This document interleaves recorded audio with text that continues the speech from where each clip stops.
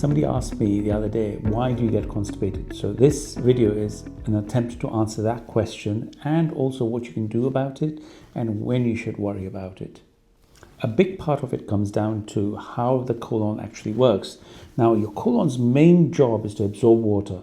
So the longer the stool stays inside, the more the water gets absorbed and the harder and drier it becomes. And that's when you start feeling bloated, sluggish, uncomfortable. I'm Dr. Pranab. I'm a consultant gastroenterologist practicing here in Dubai, and I see constipation regularly.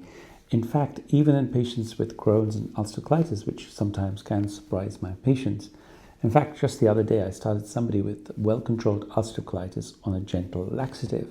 Now, it isn't unusual, especially when the inflammation settles down.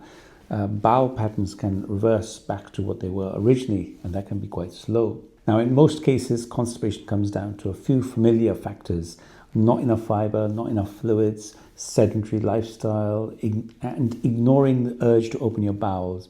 And also certain medications like iron tablets, painkillers, antidepressants. And sometimes your gut bacteria and hormones simply change and slow things down.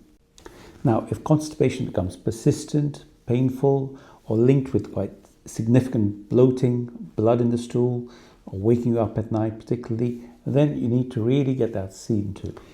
Managing constipation usually starts with very simple steps, adding fibre gradually, particularly in those who cannot tolerate it. I start with soluble fibre. Gentle osmotic laxatives may be required.